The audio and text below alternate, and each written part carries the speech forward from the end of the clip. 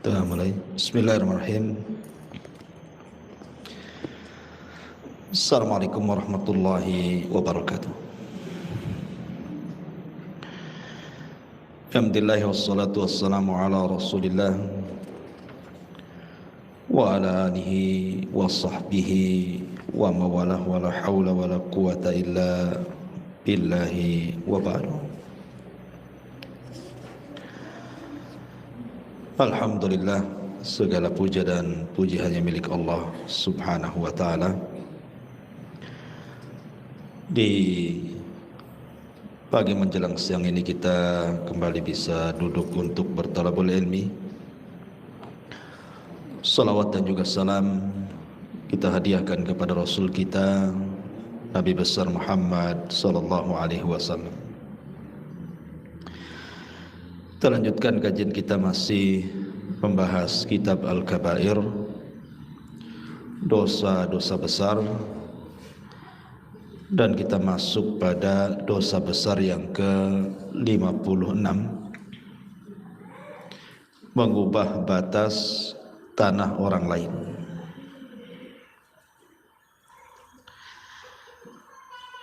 Bab ini sangat penting sekali kita bahas karena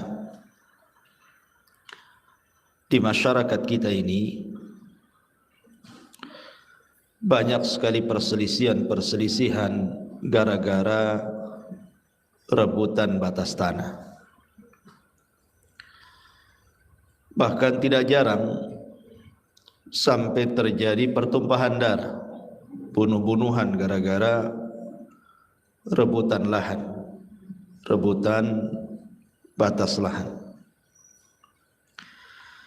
Makanya Islam membuat aturan dan mengancam siapapun yang merubah-rubah batas tanah, maka akan mendapatkan laknat dari Allah Subhanahu wa ta'ala. Dan laknat itu artinya dijauhkan daripada rahmat dan didekatkan dengan azab Allah Subhanahu wa ta'ala. Di dalam hadis yang dicantumkan Imam Zahabi di sini, di mana Nabi sallallahu alaihi wasallam bersabda dalam hadis Ali radhiyallahu an, dari Nabi sallallahu alaihi wasallam,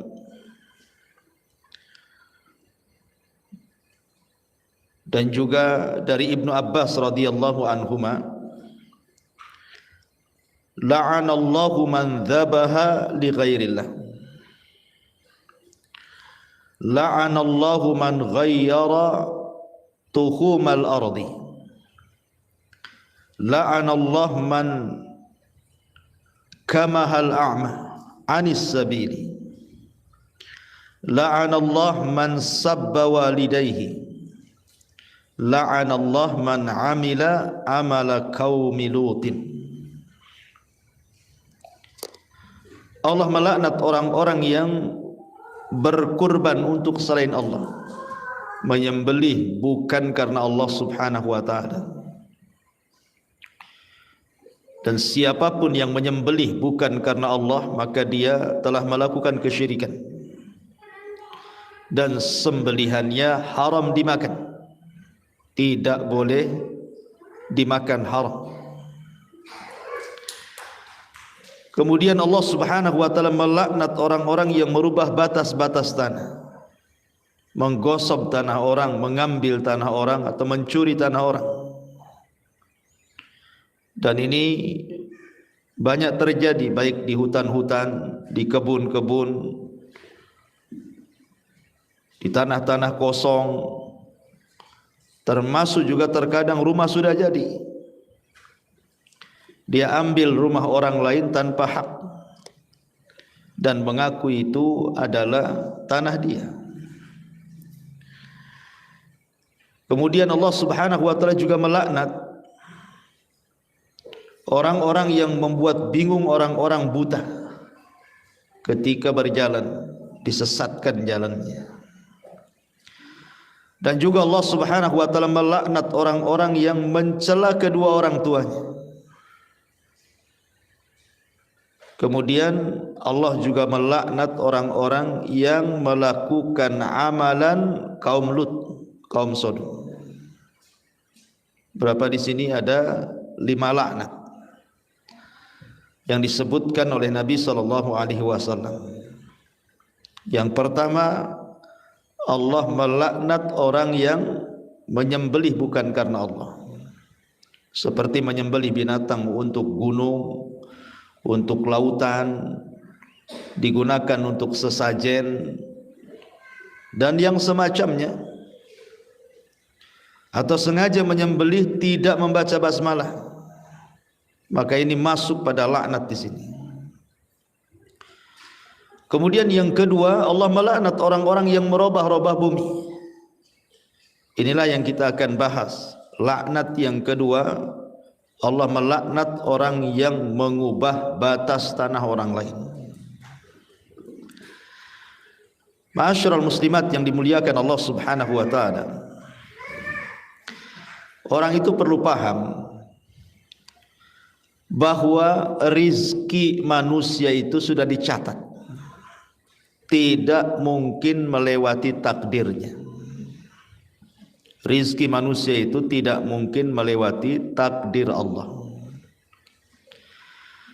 Kalau Allah Subhanahu wa taala sudah mentakdirkan rizkinya, makannya, minumannya, tempat tinggalnya, tanahnya dan begitu seterusnya, maka tidak mungkin keluar dari batas takdir Allah, karena sudah dicatat di Lauhil Mahfuz.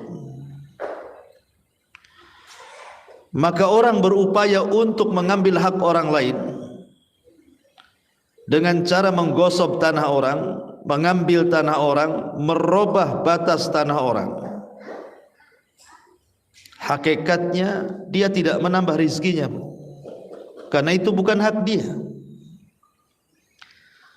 sehingga berimbas kepada tidak berkah kehidupannya.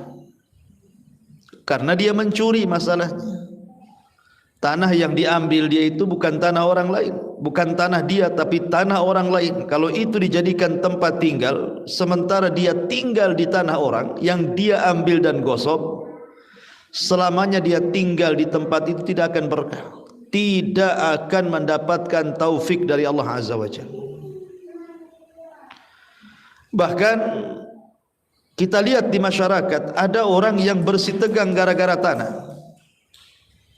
Tahu bahwa itu bukan tanahnya, tapi bisalah dia bersitegang dengan orang lain, entah dengan saudaranya, entah dengan tetangganya, entah dengan orang yang tidak dikenalnya, sampai bertahun-tahun rebutan tanah. Akhirnya belum pun dia menikmati tanah yang diperebutkan itu, sudah mati duluan orangnya. Ya karena memang itu bukan rizkinya. Tidak bisa kemudian dia mengambil yang bukan haknya. Jadi memang bahaya orang yang mengambil batas-batas tanah orang itu. Ma'asyiral muslimat yang dimuliakan Allah Azza wa Jalla, belum lagi itu bagian daripada kezaliman. Zalim itu milik orang lain kita ambil itu. Ada seorang syekh bercerita, Bu. Jadi seorang syekh ini punya kawan, seorang dokter spesialis di Riyadh sana. Jadi suatu ketika ada pasien yang memiliki penyakit dalam, kemudian harus dioperasi. Dokter ini biasa mengobati penyakit yang semacam itu, dan biasanya kalau habis dioperasi sembuh. Subhanallah, setelah kemudian diadakan operasi, rupanya ada penyakit lain selain penyakit yang dideritanya, dan harus dioperasi juga. Akhirnya mengadakan operasi kedua kalinya. Ketika sudah dilakukan operasi ini, rupanya ada penyakit lainnya lagi. Na'udzubillah. Ini penyakit bertumpuk-tumpuk. Akhirnya kemudian orang yang sakit ini dalam kondisi sadar dan tidak, menuliskan satu nama dan meminta dokter ini untuk menyampaikan kepada orang tersebut maafnya. Maka akhirnya kemudian sang dokter pun datanglah kepada nama yang ditulis oleh pasien itu. Setelah ketemu, dia mengatakan, wahai fulan, saya dapat amanah, saya punya pasien, dia menulis namamu dan dia minta direlakan, diredhakan, diikhlaskan. Saya tidak tahu urusan Anda dengan dia, kata dokter, tapi saya hanya menyampaikan isi wasiat orang ini. Kemudian orang yang ditulis itu mengatakan, wahai dok, demi Allah, kami sudah 3 tahun, saya, istri saya, anak-anak saya, katanya kan, mendoakan kepada pasien dokter itu agar jangan diwafatkan Allah Subhanahu wa taala sebelum ditimpa berbagai macam penyakit, katanya. Sebelum dia merasakan apa yang kami rasakan, maka jangan kau wafatkan dulu ya Rabb. Jadi sang dokter ini heran, kenapa kemudian dia mendoakan selama 3 tahun doanya doa jelek gitu. Maka dokter mengatakan, ittaqillah, bertakwa kepada Allah, kalau memang punya salah maafkan dia. Tapi orang ini mengatakan, dulu kami berselisih dengan tetangga sampai ke mahkamah. Tiba-tiba kemudian pasien dokter itu menjadi saksi. Rebutan tanah kami dengan tetangga kami. Saksi itu adalah pasien dokter. Dia tahu bahwa itu tanah saya, tanah keluarga saya. Tapi dia membantu memenangkan tetangga saya sehingga tanah itu jatuh kepada tetangga saya di pengadilan. Maka sejak itu saya sakit hati dan keluarga kami pun sudah 3 tahun mendoakan pasien dokter itu. Subhanallah, da'watul madlum, doa orang yang dizalimi. Lihat, doa orang yang dizalimi itu, yang tidak ada penghalang antara dia dengan Allah Subhanahu wa taala. Da'watul madlum mustajabatun, kata Rasul. Doa orang yang dizalimi itu mustajabah.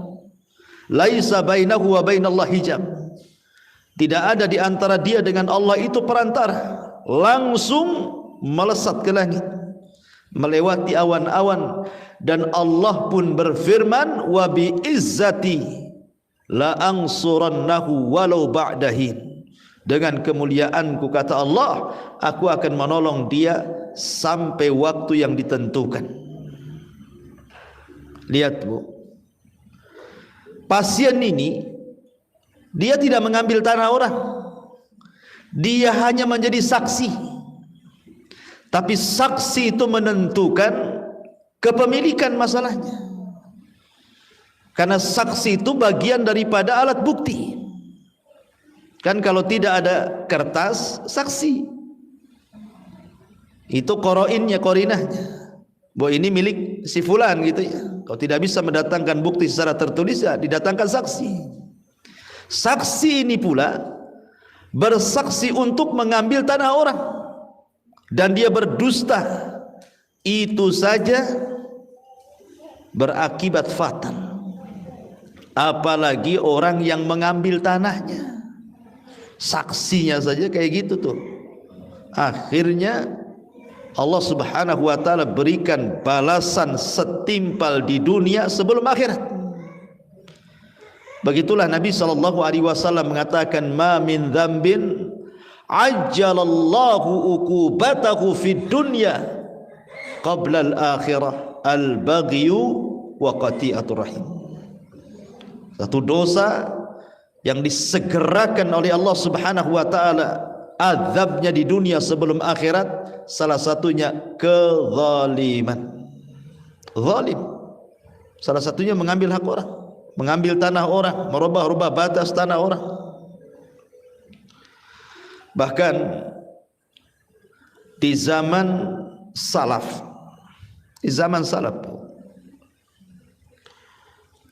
ketika itu Madinah, gubernurnya adalah Marwan, Khalifah Marwan.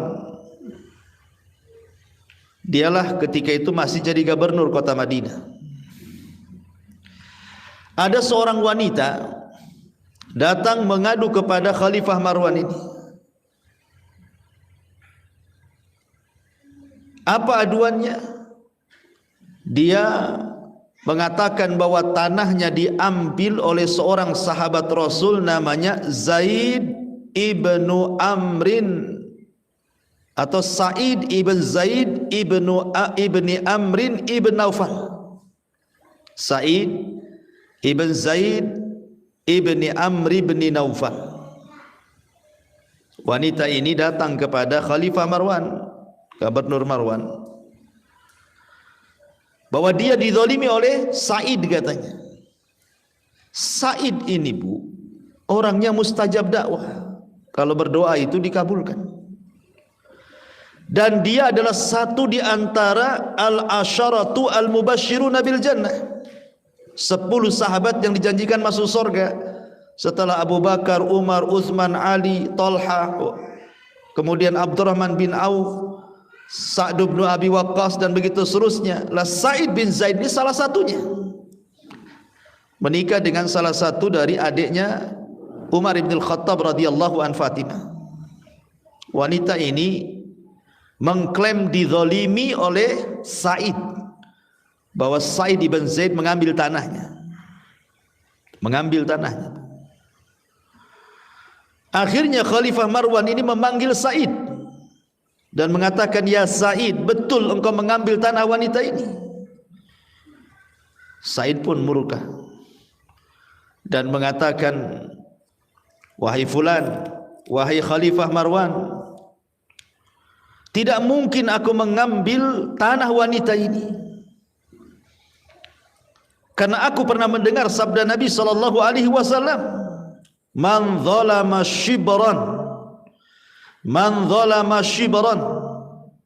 barang siapa yang melakukan kezaliman dengan mengambil sejengkal tanah saja, tuwiqa lahu yaumal qiyamah bisab'il aradin, maka akan dikalungkan pada hari kiamat di leher orang yang mengambil tanah itu 70 aradin, 7 lapis bumi. Lihat, akhirnya kata Sa'id bin Zaid, demi Allah, kalau seandainya ucapan wanita itu benar, aku menzalimi dia, maka aku akan doakan dia, semoga dia mengalami kebutaan di akhir hayatnya dan Allah wafatkan dengan cara yang tidak baik. Doa seorang sahabat, 10 sahabat yang dijanjikan masuk surga, bu, Sa'id bin Zaid. Akhirnya kemudian wanita ini setelah lama, karena dia mengambil tanah orang, tanah seorang sahabat, maka betul-betul Allah subhanahu wa ta'ala kabulkan. Rupanya nenek itu, wanita itu setelah tua buta, kemudian matinya dia masuk ke lubang di kebunnya. Dia terperosok ke dalam lubang, kemudian mati di lubang itu. Lihat, terkadang orang yang mengambil tanah orang dengan bangganya kalau dia menang di pengadilan, atau merasa senang kalau seandainya bertambah tanah yang ia miliki, entah 1 meter, entah 2 meter, entah 1 hektar, naudzubillah. Lihat sabda Rasul ini, shibron itu 1 jengkal, bu. Apalah arti tanah 1 jengkal itu? Bisa untuk apa 1 jengkal, bu? Untuk kamar mandi tak bisa, untuk dapur tak bisa. Untuk apa 1 jengkal? Tempat jemuran pun tak bisa. 1 jengkal. Tetapi yang 1 jengkal ini cukup kemudian untuk dikalungkan sampai 7 lapis bumi di lehernya. Bagaimana dengan orang yang mengambil 1 meter, 2 meter, 10 meter, 1 hektar, 2 hektar? Na'udzubillah, thumma na'udzubillah. 1 jengkal saja, kalau kita korek Bu, sampai 7 lapis bumi itu berapa truk tuh tanahnya tuh. Itu dikalungkan itu di lehernya. Begitulah ancaman bagaimana Allah Subhanahu wa taala melarang tidak boleh mengambil hak orang lain. Bahkan saya pernah menyaksikan Bu, betul-betul saya menyaksikan kejadiannya di Batam ini. Ada kawan itu, dia ngasih tanah sama saya Bu, sekitar 5 kapling. Dia beli tanah sekitar 20 kapling, tanah kosong. Jadi yang 5 kapling itu dihibahkan ke saya. Rencananya saya waktu itu mau buat TK, karena memang waktu itu sibuk dengan membangun pesantren, jadi terlupakanlah tanah kosong itu. Akhirnya kemudian satu hari kemudian saya diingatkan, Ustadz kapan mau bangun? Oh iya, kalau gitu kita pondasi dulu lah.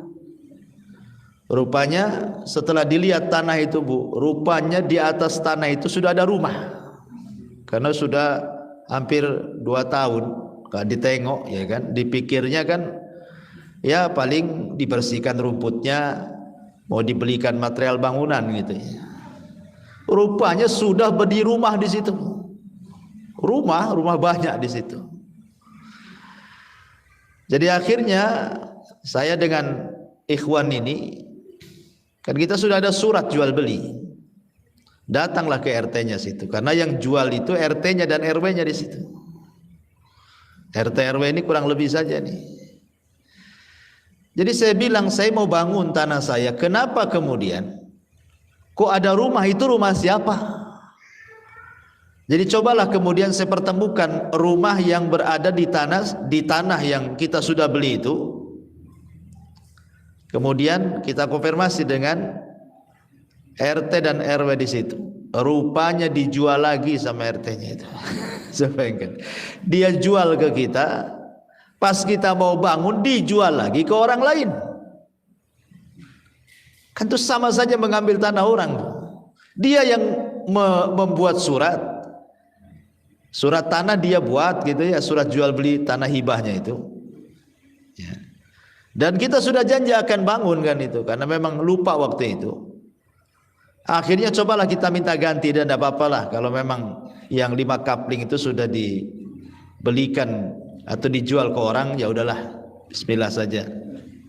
Kalau begitu minta gantinya sebelah mana? Saya mau bangun ini. Karena memang tanah di situ memang laku keras, nggak ada lagi sudah.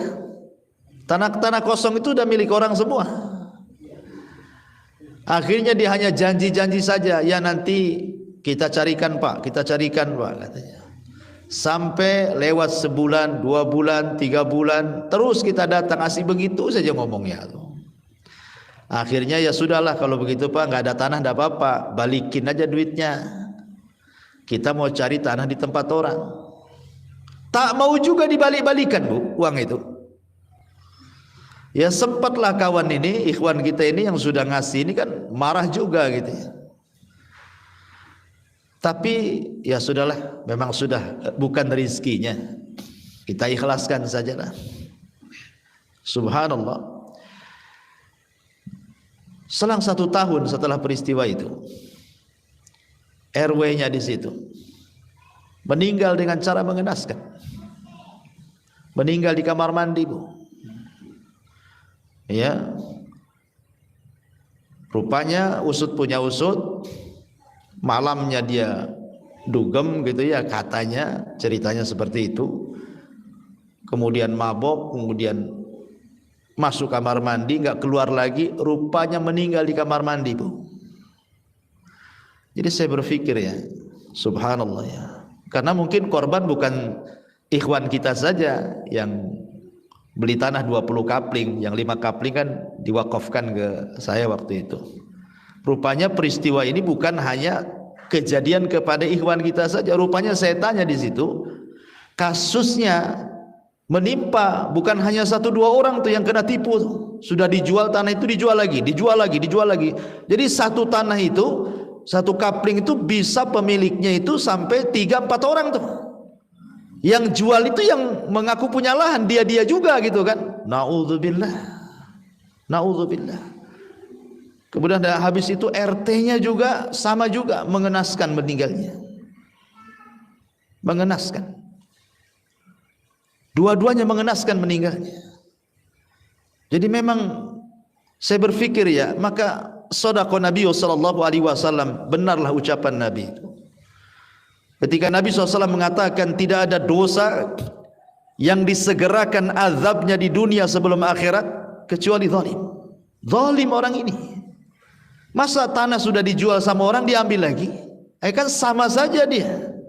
Apalagi habis itu diambil lagi, dijual lagi ke orang. Orang ini nggak bangun, dijual lagi ke orang. Tapi uangnya nggak mau dikembalikan, pokoknya itu.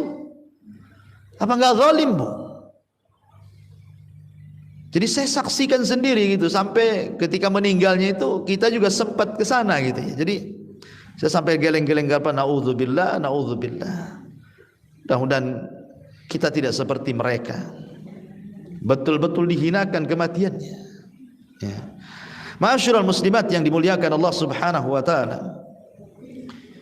Karena mengambil tanah orang itu bagian daripada kezaliman dan hidupnya tidak akan berkah, karena juga dia kan maling gitu ya. Mencuri sama dengan mencuri, mengambil hak orang lain kan sama dengan mencuri. Makanya di zaman Nabi sallallahu alaihi wasallam, Bu. Di zaman Nabi sallallahu alaihi wasallam ada seorang sahabat dari Hadrami, orang Hadraul Maut. Dia berselisih dengan seorang laki-laki dari Kindi. Jadi satunya kabilahnya dari Hadraul Maut, satunya kabilahnya dari Kindi. Datang kepada Nabi sallallahu alaihi wasallam si Hadrami ini, sahabat dari Hadraul Maut ini. Kemudian mengatakan, "Ya Rasulullah, inna hadza ghalabani ala ardin kanat li abi." Rasul, ini orang dari Kindi ini.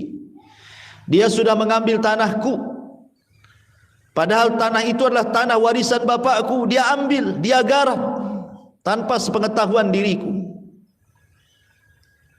Kemudian Nabi SAW mengatakan kepada sahabat ini, adakah bukti bahwa itu tanahmu? Saya tidak punya bukti ya Rasul, tapi itu tanah bapakku yang diwariskan kepadaku. Orang ini mengambilnya, bahkan menggarapnya. Maka Rasul melirik kepada laki-laki dari Kindi ini. Apakah betul engkau mengambil tanah orang ini? Seorang laki-laki dari Hadrami ini. Kata laki-laki dari Kindi ini mengatakan, hiya ardi fi yadi azrauha laisa lahu fiha haqqun ya Rasul. Ini tanahku, bukan tanah dia, katanya. Aku yang menggarapnya bertahun-tahun di tanah ini. Tiba-tiba dia datang, dia ngaku tanahku, katanya.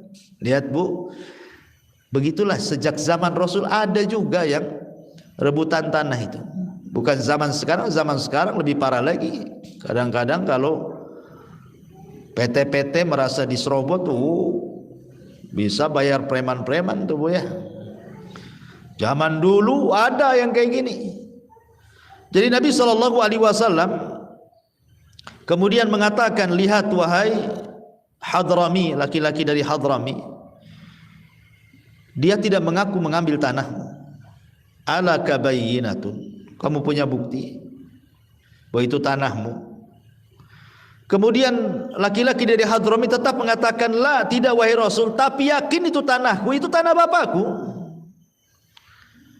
Akhirnya kemudian, karena engkau telah menuduh tanpa bukti, maka Nabi SAW mengatakan, gimana dalam persidangan, Bu? Dalam persidangan itu al-bayyinatu alal mudda'i wal yaminu ala man angkar, kan itu ya. Bukti itu harus disiapkan bagi orang yang nuduh. Kalau yang nuduh tidak punya bukti, berarti sumpah berlaku kepada orang yang dituduh. Makanya ketika seorang laki-laki dari Hadramit tidak mampu mendatangkan bukti, Rasul melirik kepada seorang dari Kindi dan mengatakan, kamu siap sumpah itu tanah? Kata laki-laki dari Kindi ini mengatakan, siap wahai Rasul, karena ini tanahku, aku yang sudah menggarapnya sejak lama. Tiba-tiba laki-laki dari Hadramut mengatakan, Rasul, jangan kau dengarkan sumpahnya, dia itu orang fajir, orang jahat itu, orang jahat senang-senang aja dia, kau suruh sumpah ya pasti dia mau bersumpah lah, orang jahat katanya. Kata Nabi SAW, gimana? Begitu caranya. Engkau mengaku itu tanahmu, kau tak ada bukti. Kemudian saya katakan kepada orang yang merebut tanahmu bahwa itu tanahnya dan siap bersumpah. Kemudian kau katakan dia orang fajir, memang begitu keputusannya. Engkau tidak bisa mendatangkan bukti, ya sumpah kepada orang yang dituduh bahwa itu tanahnya. Akhirnya kemudian seorang laki-laki dari Kindi pun memenangkan mengambil tanah itu. Tetapi kata Nabi SAW, innama ana bashar wa innakum takhtasimuna ilayya wa la'alla ba'dakum an yakuna alhan bihujjatihi min ba'din fa aqdilahu binahwi ma asma faman qadaitu lahu bihaqqi akhihi fa innama aqta'u lahu kit'atan minan nari, kata Rasulullah. Saya ini hanya manusia, kata Nabi. Terkadang ada di antara kalian berselisih. Kemudian di antara orang yang berselisih itu ada yang lebih hebat omongannya. Boleh jadi dia pakai pengacara, pakai lawyer, pandai ngomong, akhirnya yang salah jadi benar, yang tidak punya hak jadi punya hak, kan gitu ya. Boleh jadi di antara kalian berselisih itu ada yang alhan, orangnya itu orator, pandai ngomong, pandai bicara, bersilat lidah dan begitu seterusnya. Fa'aqdilahu binahwi ma asma, tapi aku hanya memutuskan sebatas yang aku dengar saja. Maka barang siapa yang kuputuskan sesuatu terbalik dari keputusanku, maksudnya dia memang ingin mengambil harta orang, tanah orang, hak orang, kemudian mengambil pengacara seolah-olah dia yang menang, kemudian diputuskan menang. Jadi Rasul mengatakan, barang siapa yang aku putuskan berbalik dengan apa yang aku putuskan, maka sama saja aku putuskan dia dengan neraka, katanya. Lihat, Nabi SAW mengatakan, apapun yang kuputuskan hanya sebatas yang aku dengar. Tapi kalau keputusanku berbalik kenyataannya, karena Rasul kan tidak tahu yang gaib. Kalau tahu yang gaib, mana yang salah, mana yang benar, tidak mungkin Rasul mengatakan seperti itu, langsunglah diputuskan. Tapi syahidnya di sini, bagaimana Nabi SAW mengajarkan kepada kita, khususnya para hakim di pengadilan. Para hakim di pengadilan harus jeli. Ketika ada sengketa lahan, sengketa tanah, jangan sembarang memutuskan, oh ini milik fulan, milik Allah. Tetapi harus betul-betul didatangkan bukti-buktinya, saksi-saksinya dan begitu seterusnya. Dan kalaupun seandainya hakim memutuskan perkara yang salah setelah dia berijtihad dengan kebenaran, maka hakim tidak akan berdosa karena dia sudah memutuskan sesuai dengan kebenaran yang ia miliki. Kalau seandainya kemudian keputusannya terbalik karena hanya mendengar saksi-saksi saja. Tetapi lihat bagaimana Rasul mengatakan, kalau seandainya aku putuskan rupanya berbalik dengan kenyataan, sama saja kuputuskan kalian masuk neraka karena mengambil hak orang. Lah ma'asyiral muslimat yang dimuliakan Allah Subhanahu wa taala, dari sini kita tahu bahwa bahayanya mengambil hak orang lain, tanah orang lain, mengubah-ubah batas tanah orang lain. La'anallahu man waqa'a ala la'anallahu man ghayyara nuhumal ardi. Allah melaknat orang-orang yang merubah-rubah batas tanah bumi. Dalam riwayat Nabi SAW mengatakan seperti hadis yang tadi saya sebutkan, man dzalama qida shibrin minal ardi tawaqahullahu min sab'i aradin. Barang siapa yang berbuat zalim Dengan mengambil sejengkal tanah saja, maka dia akan dikalungkan dengan tanah tersebut dari 7 lapis bumi. Hadis ini dikeluarkan Al-Bukhari dan Muslim. Bahkan dalam riwayat dari Abdullah ibn Umar, dia berkata, Rasul bersabda, "Man akhadha minal ardi syai'an bighairi haqqihi khusifa lahu bihi yaumal qiyamah ila sab'i aradin." Barang siapa yang mengambil tanah meskipun sedikit tanpa haknya, maka dia akan ditenggelamkan dengan tanahnya pada hari kiamat sampai ke dasar 7 lapis bumi. Naudzubillah. Barang siapa yang mengambil tanah meskipun sedikit, kata Nabi, tanpa haknya, maka dia akan ditenggelamkan dengan tanahnya pada hari kiamat sampai ke dasar 7 lapis bumi. Lihat. Ma'asyiral muslimat yang dimuliakan Allah Subhanahu wa taala. Karena sekali lagi, kenapa demikian kerasnya ya azab orang yang mengambil tanah itu? Sekali lagi, karena dia melakukan kezaliman secara terang-terangan. Mengambil tanah, kezaliman secara terang-terangan. Dan kezaliman itu bisa menggelapkan pada hari kiamat. Az-zulmu zulumatun yaumal qiyamah. Yang kedua, dia telah melakukan dosa besar. Mengambil tanah itu melakukan dosa besar. Kalau 1 jengkal saja akan ditenggelamkan pada hari kiamat sampai ke dasar 7 bumi yang 7 lapis. Macam mana yang mengambil 1 hektar? Dosa besar. Dosa besar. Ya. Kemudian juga sebagai dalil bahwa orang kalau punya lahan 1 kapling, berarti lahan dia itu milik dia sampai 7 lapis bumi.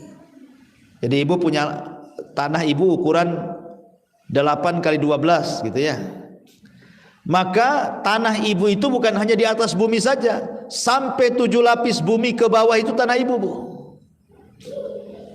Tanah ibu tuh, baik lapisan pertama, kedua, ketiga sampai ke-7 itu milik ibu. Sehingga kalau seandainya ada tetangga kemudian membuat gua gitu ya, kemudian di bawah rumah ibu guanya itu, berarti sama juga mengambil tanah ibu. Jangan bilang, kan tanahmu, surat tanahmu kan yang di atas sana, kan yang di dalam bumi kan gak ada suratnya, katanya. Enggak. Hadis ini menunjukkan bahwa ketika ibu punya rumah di atas sepetak tanah, berarti tanah itu punya ibu sampai ke 7 lapis bumi yang ada di bawah sana. Makanya ketika dia mengambil 1 jengkal saja tanah orang, maka akan dikalungkan sampai ke bawah 7 lapis. Karena dia bukan mengambil 1 jengkal di atas saja, berarti mengambil sampai ke bawah tanah, sampai ke 7 lapisnya itu. Nah, itu akan dikalungkan tuh. Na'udzubillah tsumma na'udzubillah, ya. Ma'asyiral muslimat yang dimuliakan Allah Subhanahu wa taala. Oleh karena itulah maka berhati-hatilah. Soal urusan tanah ini bukan urusan mudah. Ya. Dan memang sakit, Bu, orang yang diambil tanahnya itu sakit, Bu. Ada ikhwan kita itu diambil tanahnya sama orang. Sampai menangis. Berhari-hari kesedihannya itu ndak hilang-hilang. Sampai itu mau nekat membunuh lagi sama orang yang ambil tanah itu. Sampai akhirnya hampir bercerai-berai 1 keluarga gara-gara tanahnya diambil orang. Memang sakit gitu ya. Makanya kenapa orang-orang yang diambil haknya itu terkadang kalau dia tidak ikhlas, dia akan mendoakan yang enggak tuh. Akan mendoakan orang yang melakukan kezaliman itu dengan kebinasaan, dan lambat laun pasti doanya orang yang dizalimi itu mustajab. Karena memang sakit, Bu, diambil haknya oleh orang lain itu. Ya, karena saya juga pernah merasakan gitu ya. Diambil haknya oleh orang lain itu memang luar biasa.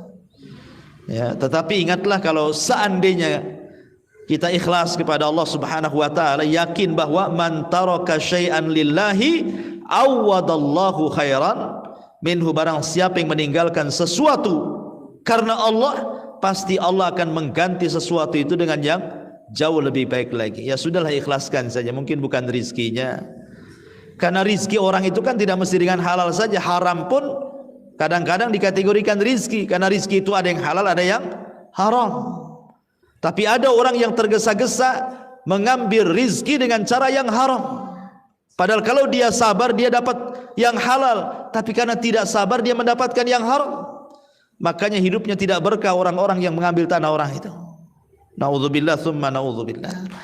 Wallahu alam. Ini di antara laknat yang kedua, kata Nabi sallallahu alaihi wasallam, la'anallahu man ghayyara tuhumal ardi. Kemudian yang ketiga, la'anallahu man kamahul a'ma anis sabil. Allah melaknat orang-orang yang membuat bingung jalannya orang buta. Sudah buta dipermainkan, mengantar orang buta ke yang bukan alamatnya. Ini sama juga dengan merubah-rubah ini, Bu. Merubah-rubah batas, pelang-pelang arah. Kan kadang-kadang orang yang, contoh nih ke Batam, orang ini tidak pernah ke Batam, Bu. Akhirnya dia pun rental mobil, setir sendiri gitu ya. Kan lihat di jalan-jalan tuh arah ke Batu Haji, arah ke Nagoya, arah ke Jodoh, arah ke Batu Besar, arah ke Bengkong kan. Kemudian dimain-mainkan pula, pelangnya itu diarahkan harusnya ke Batu Haji, diarahkan pula ke Batam Center, Bu. Ini masih mendingan, Bu, kalau di kota ya kan. Tapi kalau ngerubah-rubah jalan umpamanya di padang pasir atau di hutan, kemudian pelangnya dibuat main-main, diarahkan ke tempat lain, ini orang bisa mati, Bu. Umpamanya diarahkan ke sini, rupanya ke hutan belantara atau ke padang pasir yang nggak ada ujung. Nah, ini kan mencelakakan orang ini. Nah, itu juga sama itu. Ya hukumnya dengan man kamahul a'ma anis sabil, menyesatkan orang buta dari jalan gitu ya. Allah melaknat orang kayak gini nih. Kemudian yang nomor 4, la'anallahu man sabba walidayhi. Allah melaknat orang yang mencela kedua orang tuanya. Sahabat ketika mendengar hadis ini bingung dan mengatakan, Rasul, bagaimana ada seorang anak mencela kedua orang tua? Karena di mata para sahabat itu tidak ada amalan tertinggi setelah tauhid melebihi birrul walidain. Melebihi birrul walidain. Jadi orang-orang tua itu sangat dihargai, dihormati luar biasa di zaman itu. Sehingga wajar kemudian para sahabat mengatakan, Rasul, mana ada anak mencela orang tuanya, katanya. Maka Rasul mengatakan, ada, kata Rasul. Engkau mencela orang tua orang lain, kemudian anaknya tidak terima, anaknya pula mencela orang tua kamu.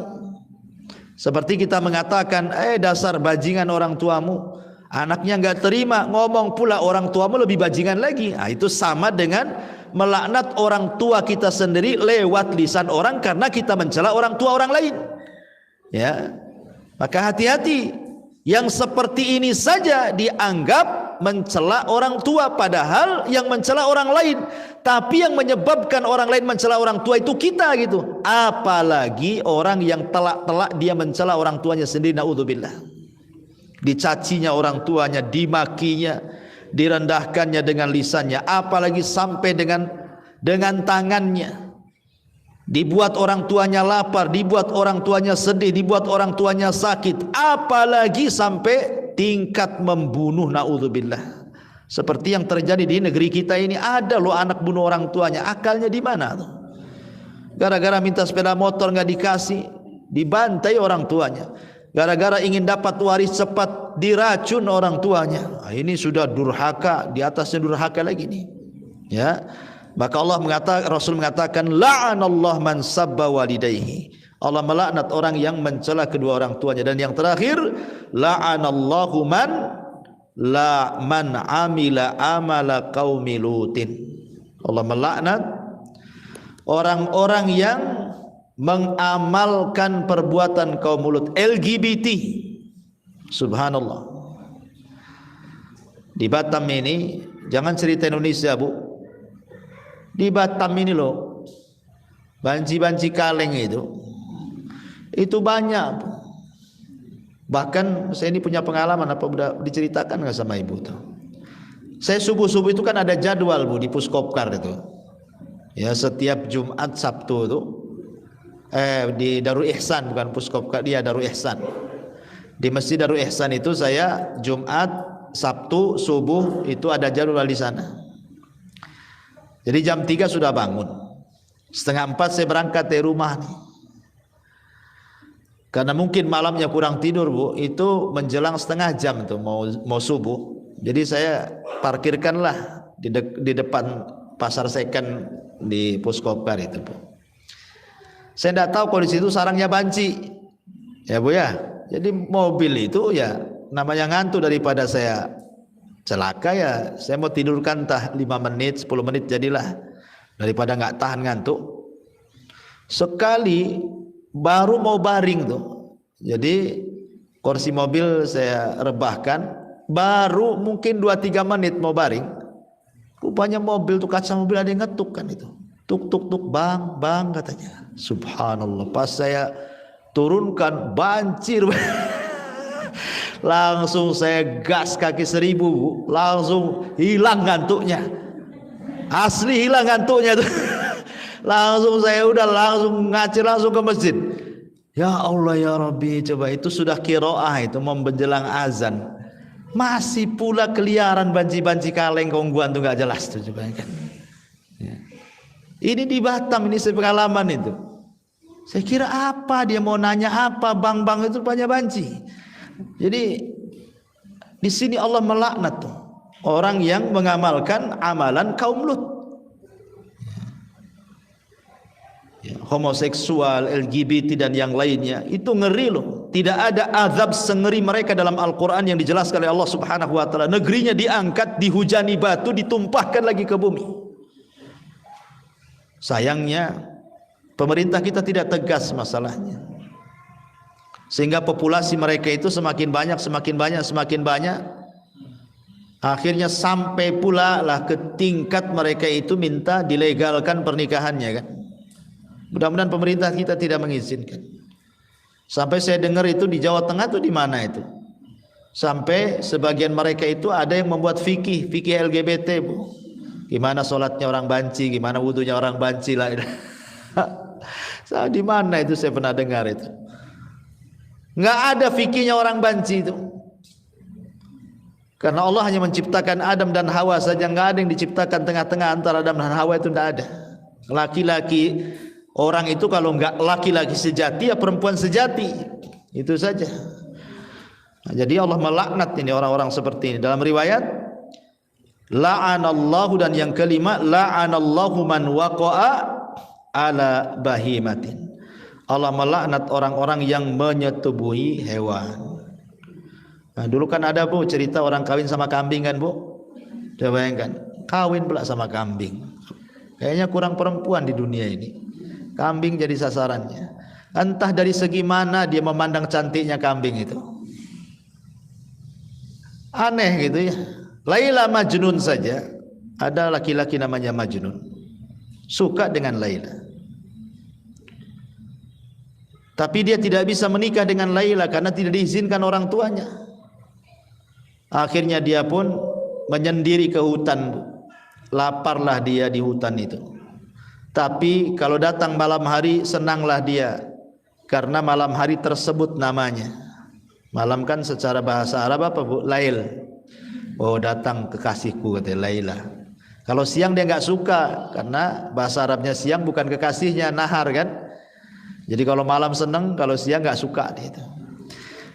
Jadi suatu ketika dia lapar, berburulah dia di hutan itu, nampak ada kijang, dipanah kena kakinya, jatuh kijang itu. Ketika dia ambil pisau, ambil digorok Bu, dia pandang mata kijang itu. Kemudian dia berpikir, kok matanya sama dengan Laila, katanya. Akhirnya dilepas kijang itu Bu, karena matanya sama dengan Laila, katanya. Artinya bahwa kisah Laila Majnun saja melihat binatang dilepas gitu ya, tidak kawin sama binatang, dia tetap yang terpikir perempuan kekasih dia. Ini pula lah nggak pikir perempuan, dipikir kambing dia. Ini yang viral, entah kemudian belakangan akhirnya katanya hanya untuk konten, untuk apa, tapi nggak layak gitu ya. Masa buat konten-konten kayak gini? Ini kan memberikan edukasi yang nggak bagus, pelajaran yang nggak bagus kan itu ya. Kok nikah sama binatang? Jangan kan nikah pacaran sama binatang, ya nggak jelas, nggak boleh. Binatang itu ya binatang, ya kehidupannya sendiri, jangan diganggu. Sebagaimana kita juga manusia punya kehidupan sendiri.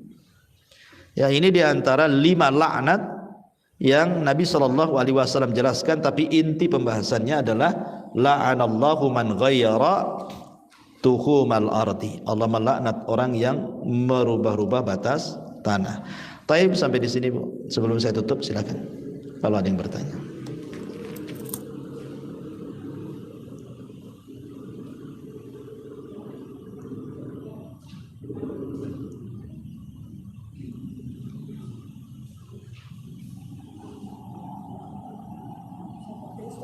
Ya.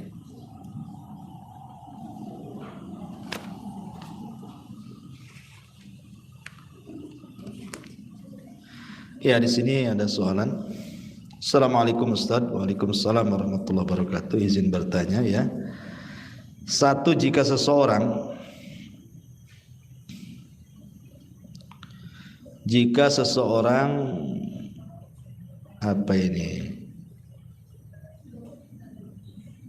kesiangan bangun sholat subuh, mungkin sekitar jam 6 pagi pas matahari baru terbit, apakah ia boleh langsung melaksanakan sholat subuh pada waktu itu? Iya. Nabi SAW bersabda, man nama an salatin aw nasiyahu, man nama an salatin aw nasiyahu falyusalli idza dzakarahu. Barang siapa yang lupa melaksanakan salat atau tertidur, man nama an salatin aw nasiyaha, ataupun dia lupa dengan salatnya, falyusalli, hendaklah dia salat ketika ingatnya. Falyusalli idza dzakaraha. Itu ya mungkin hadisnya. Man nama an salatin aw nasiyaha falyusalli idza dzakaraha. Nah, gitu lafadznya. Barang siapa yang tertidur karena salat atau lupa melaksanakan salat, maka salatlah ketika ingatnya. Karena fadzaka waktuha, itulah waktunya. Jadi ketika dia ingat langsung salat, Bu. Langsung salat. Itu umumnya hadis Nabi SAW. Adapun larangan salat ketika terbit matahari dengan disuruh menunggu 1 tombak, ya, itu bagi salat-salat sunnah, salat syuruk, gitu ya. Tidak berlaku kepada orang yang melaksanakan qadha salat wajib. Jadi karena Rasul mengatakan salatlah ketika ingat, tanpa melihat matahari terbit, sudah terbit, sedang terbit, gitu ya. Pokoknya salat ketika ingat. Karena itu salat wajib, gitu ya. Sebaiknya langsung salat. Ini yang pertama, Allahu a'lam. Yang kedua, bolehkah seseorang penjual tanah, maksudnya misal tanah hitam untuk tanaman dari lahan yang tidak tahu siapa pemiliknya, apakah halal uang hasil penjualan tanah tersebut, dan bagaimana juga hukumnya bagi pembeli tanah tersebut? Ya tidak bolehlah mengambil tanah orang, gosok namanya, Bu. Izin, ya, izin dulu. Jangankan ngambil tanahnya, sholat di tempat tanah orang nggak ada izin saja diperselisihkan apakah sah atau tidak. Sholat, Bu, di tanah orang, kalau orang itu nggak suka, itu kan gosok namanya, ya. Itu diperselisihkan apakah sah atau tidak, walaupun pendapat yang kuat sah, gitu ya, tetapi kan tetap haram, tidak boleh karena gosok, dosa. Apalagi mengambil sesuatu dari tanah orang, berupa tanahnya lagi, kan, gitu ya. Sebaiknya minta izin. Sebaiknya minta izin. Beda kalau mungkin tanah milik negara, gitu ya. Nah, tapi kalau sudah tanah itu tanah milik orang, pribadi orang, jelas ada suratnya, itu kebun orang, sebaiknya izin. Sebaiknya izin. Bagaimana yang membelinya? Yang membelinya kan tidak tahu, Bu. Kecuali penjualnya ngomong, ini saya jual tanah, ngambil di tanah orang lain. Lain nggak usah belilah. Kan penjualnya nggak ngomong, Bu. Ya ibu kan lihat dohirnya dia jual tanah, ibu beli. Ya penjual nggak ada masalah, kecuali ibu tahu ya. Tapi yang jual ini masalah, sebaiknya izin, jangan ngambil-ngambil milik orang. Wallahu a'lam. Iya. Jika di samping rumah ada sisa lahan gitu Ustaz, dan di samping rumah itu pemilik rumah yang di samping lahan itu menanam tanaman gitu, itu boleh atau tidak? Menanam tanaman di lahan kosong sebelah rumah. Lahan itu punya siapa? Punya jalan, punya umum, punya negara lah ya. Itu mungkin pasum. Ya saya kira kalau punya negara insya Allah nggak ada masalah. Cuman kalau dia mau mengambil untuk peluasan jalan ya harus rela kalau diambil sama negara gitu kan. Kadang-kadang enggak gitu, kasihan negara ini kadang-kadang gitu harus gusur gitu ya. Padahal dia berdiri di rol jalan, jelas-jelas rol jalan pula, dibangun pula di situ. Ketika pemerintah mau ngeluasin jalan untuk umum marah pula minta uang ganti. Ya kan, artinya ya kalau hanya sekedar memanfaatkan dan itu bukan lahan orang, lahan negara, insya Allah tidak ada masalah. Tapi kalau negara mau ngambil ya harus diikhlaskan lah ya, jangan dipersulit. Apalagi peluasan jalan kan jelas ini kemaslahatannya orang ramai ya. Dia mau luasin jalan kan untuk orang ramai, untuk rakyat gitu ya. Wallahu a'lam.